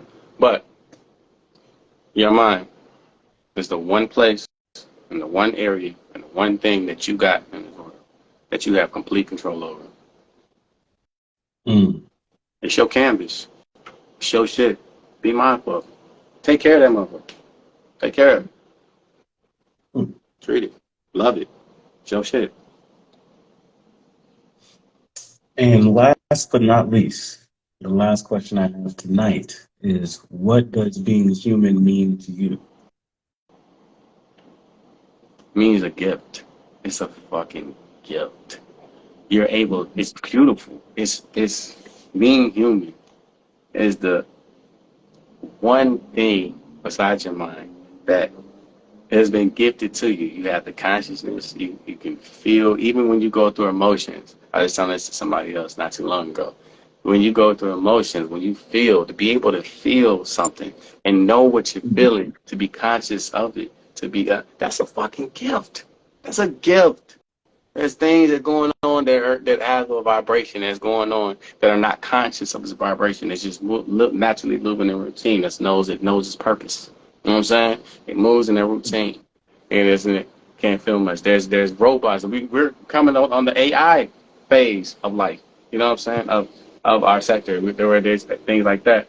And even if you've seen in the movies, what differentiates us from being human to fucking a machine is a soul, is feelings, heart, having these things. So being human, to me, it means a gift. You're a gift. It's a gift. You got to be blessed to be human. To be not even blessed, because I feel like that's a curse word too. You're just gifted. Gift. You woke up human. You feel. That's a gift. It's a goddamn gift. Family, I see. Right. Yeah, what's going on? Well, do you have any closing remarks for the audience tonight before we bring it to a close? Yes, yes. Don't be a bitch. Live your shit. Not playing now, but outside of that, live, man. Live. This is your life to live, bro. This is your gift, life. Be mindful of it. Enjoy it. It's yours. And be in tune with your star player, cuz. Tune with your star player. And just because someone is different than you, my boy, don't make them your enemy. Learn how to commune. Learn how to grow within your people because they human just like you. They feel just like you. They hate, hurt, and feel just like you. The only difference is they might have been trained different. That doesn't make them your enemy. They just make them different. It's because y'all different don't mean y'all enemies. Learn the difference. That's it. You know what I'm saying? That's all I Well, got. That's all I had. for coming in. I appreciate you. Always. I'm putting this interview out in the next 24 hours.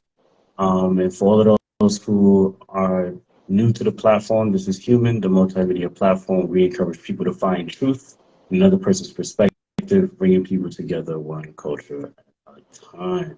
I will be back next week with another interview. Have a great one. I will be in touch with you. And remember, we are all human. All We right? all very Have a much good love. Oh, snaps! One more thing. one. My solo return is on Sunday, February 26th. Show some love, much love, bro. Show Yes, some indeed. love. Send me a happy birthday or happy whatever you want to do. Send me some love, that thing. Yes, indeed. Happy birthday, brother. I will speak to you soon, actually. And for those who are watching, see you next week. Have a good one, everybody. Peace. Dang.